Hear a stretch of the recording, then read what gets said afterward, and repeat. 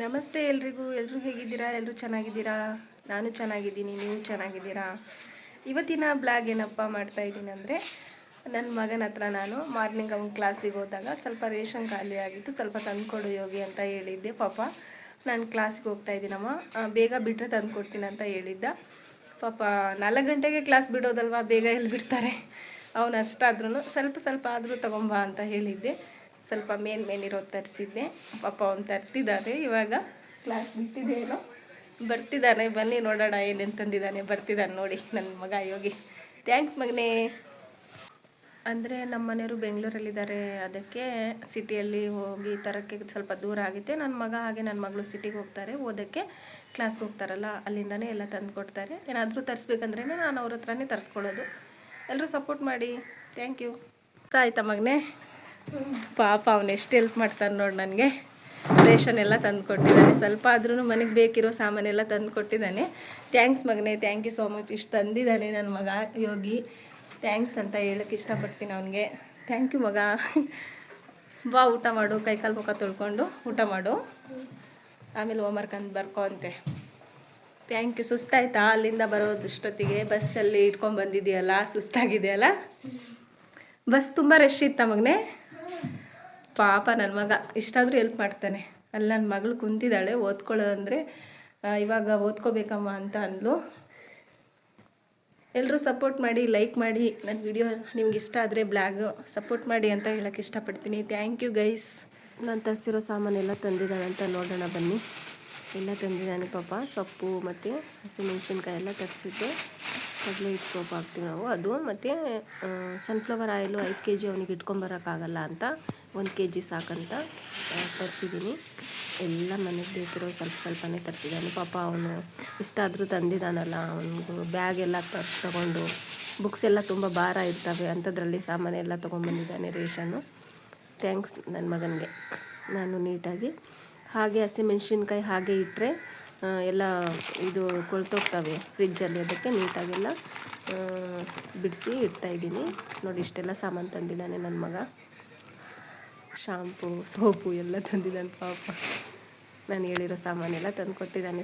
ಸ್ವಲ್ಪನೇ ತಂದು ಕೊಡ್ತಾನೆ ಪಾಪ. ಸಿಟಿ ದೂರ ಇದೆ, ಇಲ್ಲಿಂದ 4-5 ಕಿಲೋಮೀಟ್ರ್ ಹೋಗಬೇಕು. ನಾನೇನಾದರೂ ಹೊರಗಡೆ ಹೋಯ್ತಂದರೆ ನಾನು ತರ್ತೀನಿ. ಹೋದರೆ ಆಗಲ್ವಲ್ಲ, ಹಳ್ಳಿ ಅಲ್ವಾ, ಹಳ್ಳಿಯಲ್ಲಿ ಏನೂ ಸಿಗಲ್ಲ. ಅದಕ್ಕೆ ಅವರು ಕ್ಲಾಸಿಗೆ ಹೋದಾಗ, ಸಿಟಿಗೆ ಹೋಗ್ತಾರಲ್ಲ, ಕ್ಲಾಸಿಗೆ ಹೋದಾಗ ತರಿಸ್ಕೊತೀನಿ.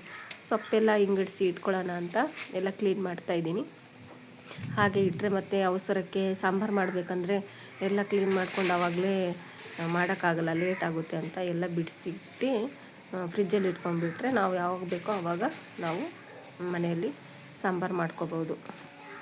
ತುಂಬ ಅಂದರೆ ತುಂಬ ಕೆಲಸ ಇರುತ್ತೆ ಮನೇಲಿ. ಏನು ಮಾಡೋಣ, ಒಬ್ಬಳೇ ಎಲ್ಲ ಮಾಡಬೇಕು. ಮಕ್ಕಳು ಕ್ಲಾಸಿಗೆ ಹೋಗ್ತಾರಲ್ಲ, ಫ್ರೀ ಇದ್ದಾಗ ಎಲ್ಲ ಮಾಡ್ಕೊತೀನಿ. ಹಾಗೆ ಯೂಟ್ಯೂಬ್ ಮಾಡ್ತಾಯಿದ್ದೀನಲ್ವ, ಮತ್ತು ಎಡಿಟಿಂಗ್ ಎಲ್ಲ ಇರ್ತವೆ ಮನೆಯಲ್ಲಿ. ಅಲ್ಲಿ ಎಲ್ಲ ಕೆಲಸ ಮುಗಿಸ್ಬಿಟ್ಟು ಆಮೇಲೆ ಮಧ್ಯಾಹ್ನ ಎಲ್ಲ ಮುಗ್ದಿರುತ್ತಲ್ಲ ಕೆಲಸ, ಫ್ರೀ ಇರ್ತೀನಲ್ಲ, ಆವಾಗೆಲ್ಲ ಎಡಿಟಿಂಗ್ ಮಾಡ್ಕೊತೀನಿ ಯೂಟ್ಯೂಬ್ಗೆ, ಚಾನಲ್ಗೆ ಹಾಕೋಕ್ಕೆ. ಏನು ಮಾಡೋದು, ಎಲ್ಲರೂ ಸಪೋರ್ಟ್ ಮಾಡಿ ಫ್ರೆಂಡ್ಸ್. ಎಲ್ಲರೂ ಸಪೋರ್ಟ್ ಮಾಡಿದರೆ ನಾವು ಮುಂದೆ ಹೋಗೋಕ್ಕೆ ಸಾಧ್ಯ, ಬೆಳೆಯೋಕ್ಕೆ ಸಾಧ್ಯ. ನಿಮ್ಮ ಸಪೋರ್ಟ್, ನಿಮ್ಮ ಸಹಕಾರ ಎಲ್ಲ ಇರಬೇಕು. ಸಪ್ಪೆಲ್ಲ ಹಿಂಗಡಿಸಿದ್ದಾಯಿತು. ಇವಾಗ ಫ್ರಿಜ್ಜಲ್ಲಿ ಇಡಬೇಕು. ನೀಟಾಗಿ ಎಲ್ಲ ಬಿಡಿಸಿದ್ದೀನಿ. ಏನಾದರೂ ತಪ್ಪಾಗಿ ಮಾತಾಡಿದರೆ ಕ್ಷಮಿಸಿ. ಈ ಬ್ಲಾಗ್ ನಿಮ್ಗೆ ಇಷ್ಟ ಆದರೆ ನನಗೆ ಕಮೆಂಟ್ ಮಾಡಿ, ಕಮೆಂಟ್ ಬಾಕ್ಸಲ್ಲಿ ತಿಳಿಸಿ. ಬಾಳೆಹಣ್ಣು ಅರ್ಧ kg ತಂದಿದ್ದಾನೆ. ನಾನು 1 kg ಹೇಳಿದ್ದೆ ಅವನಿಗೆ, ಅರ್ಧ kg ಸಾಕಂತ ತಂದಿದ್ದಾನೆ ಪಾಪ. ಅಷ್ಟಾದರೂ ತಂದಿದ್ದಾನೆ. ಎಲ್ಲ ಒಳಗಡೆ ಇಟ್ಟು ಬರ್ತೀನಿ ಮನೆಯಲ್ಲಿ. ಎಲ್ಲರೂ ಸಪೋರ್ಟ್ ಮಾಡಿ ಫ್ರೆಂಡ್ಸ್. ಫ್ರಿಜ್ಜಲ್ಲಿ ಇಡ್ತೀನಿ ತರಕಾರಿ. ನಾನು ಬಾಳೆಹಣ್ಣೆಲ್ಲ ಇಡಲ್ಲ ಫ್ರಿಜ್ಜಲ್ಲಿ, ಜಾಸ್ತಿ ಕೂಲ್ ಆಗಿಬಿಡುತ್ತೆ, ಅದು ತಿನ್ನೋಕ್ಕಾಗಲ್ಲ. ತರಕಾರಿ ಒಂದೇ ಇಡೋದು. ಬಾಳೆಹಣ್ಣು ನಾನು ಅಡುಗೆ ಮನೇಲಿ ಇಟ್ಕೊತೀನಿ, ಅಲ್ಲಿ ಇಡಲ್ಲ. ಹಾಗೆ ನನ್ನ ಮಗಳು ಎಲ್ಲ ಕೆಲಸ ಮುಗೀತು, ತಲೆ ಬಾಚ್ಕೊಡಮ್ಮ ಅಂದ್ಲು. ಅವಳಿಗೆ ಎಣ್ಣೆ ಹಾಕಿ ತಲೆ ಬಾಚ್ಕೊಂಡು ಕ್ಲೀನಾಗಿ ಮಸಾಜ್ ಮಾಡಿ ತಲೆ ಬಾಚೋಣ ಅಂತ ಬಂದೆ. ಪಾಪ ಕ್ಲಾಸಿಗೆ ಹೋಗಿರ್ತಾರಲ್ಲ, ಅದು ಬೆಳಿಗ್ಗೆ ತಲೆ ಸ್ನಾನ ಮಾಡಿದ್ನಲ್ಲ, ಇವಾಗಲೇ ಎಣ್ಣೆ ಹಾಕಂದ್ಲು ಅವಳು ನೀಟಾಗಿ. ಕೊಬ್ಬರಿ ಎಣ್ಣೆ ಅಂತೂ 1/4 kg 250 ರೂಪಾಯಿ ಆಗಿಬಿಟ್ಟಿದ್ದು, 170 ಏನೋ. ಆವಾಗ 100 ರೂಪಾಯಿಗೆ ಸಿಗ್ತಿತ್ತು. ತುಂಬ ರೇಟ್ ಆಗಿಬಿಟ್ಟಿದೆ ಕೊಬ್ಬರಿ ಎಣ್ಣೆನು. ಎಲ್ಲ ಸಾಮಾನು ರೇಟ್ ಆಗಿದ್ದಾವೆ.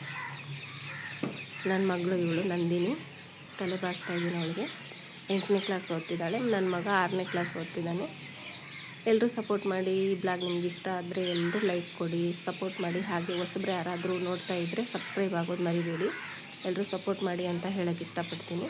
ನಮ್ಮನೆಯವರು ಬೆಂಗಳೂರಲ್ಲಿದ್ದಾರೆ. ಅವರು ತಿಂಗಳಿಗೆ 15 ದಿನಕ್ಕೊಂದು ಸಲ ಬರ್ತಾರೆ. ತಿಂಗಳಲ್ಲಿ 4 ರಜೆ ಇರ್ತವೆ ಭಾನುವಾರ. ಅವರು ಆ ರಜಾನ ಉಳಿಸ್ಕೊಂಡು ಒಂದೇ ಸಲ 4 ರಜೆ ಹಾಕ್ಬಿಟ್ಟು ಬರ್ತಾರೆ ಮನೆಗೆ. 15 ದಿನಕ್ಕೊಂದು ಸಲ, ತಿಂಗಳಿಗೆ ಒಂದು ಸಲ ಬರ್ತಿರ್ತಾರೆ.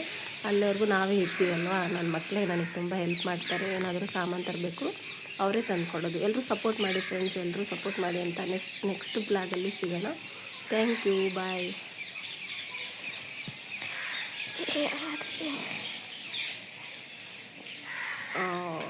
ತಲೆ ಬಾಚಿದ್ದಾಯಿತು. ಇನ್ನೇನು ಅಡುಗೆ ಮಾಡಬೇಕು. ಅಡುಗೆ ಮಾಡಬೇಕು. ಮನೆಯಲ್ಲಿ ಏನು ಇವಾಗ ಸೊಪ್ಪು ತಂದಿದ್ದಾನೆ, ಸೊಪ್ಪಿನ ಸಾರು ಮಾಡೋಣ ಅಂತ ಅಂದ್ಕೊಂಡಿದ್ದೀನಿ. ನೋಡೋಣ. ನಮ್ಮ ಮನೆ ಮುಂದೆ ಬೆಳಿಗ್ಗೆ ಎಲ್ಲ ರಂಗೋಲಿ ಹಾಕಿದ್ನಲ್ಲ, ನನ್ನ ಮಗ ವಿಡಿಯೋ ಮಾಡ್ತಿರೋದು ಇದೆಲ್ಲ. ಅವನಿಗೆ ಥ್ಯಾಂಕ್ಸ್ ಹೇಳೋಕ್ಕೆ ಇಷ್ಟಪಡ್ತೀನಿ. ನೆಕ್ಸ್ಟ್ ಬ್ಲಾಗಲ್ಲಿ ಸಪೋರ್ಟಾಗಿ ಎಲ್ಲರೂ ಜಾಸ್ತಿ ವ್ಯೂಸ್ ಬರೋಂಗೆ ಮಾಡಿ, ಎಲ್ಲರೂ ಸಪೋರ್ಟ್ ಮಾಡಿ ಅಂತ ಹೇಳೋಕ್ಕೆ ಇಷ್ಟಪಡ್ತೀನಿ. 100 ವ್ಯೂಸ್ 50 ವ್ಯೂಸ್ ಬರೋದು ಕಷ್ಟ ಆಗಿದೆ. 1000 ಗಟ್ಟಲೆ ವ್ಯೂಸ್ ಬರೋಂಗೆ ನೀವೆಲ್ಲರೂ ಸಪೋರ್ಟ್ ಮಾಡಬೇಕು. ಎಲ್ಲರೂ ಸಪೋರ್ಟ್ ಮಾಡಿ. Thank you.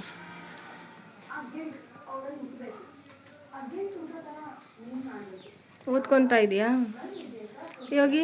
ಎಲ್ಲೋದ? ಹೌದಾ, ಓದ್ಕೊ. ಓಕೆ ಗೈಸ್, ಇವತ್ತಿನ ಈ ಮಿನಿ ಬ್ಲಾಗ್ ನಿಮ್ಗೆ ಇಷ್ಟ ಆದರೆ ಲೈಕ್ ಮಾಡಿ, ಶೇರ್ ಮಾಡಿ, ಸಬ್ಸ್ಕ್ರೈಬ್ ಆಗಿ, ಎಲ್ಲರೂ ಸಪೋರ್ಟ್ ಮಾಡಿ ಅಂತ ಹೇಳೋಕ್ಕೆ ಇಷ್ಟಪಡ್ತೀನಿ. Thank you.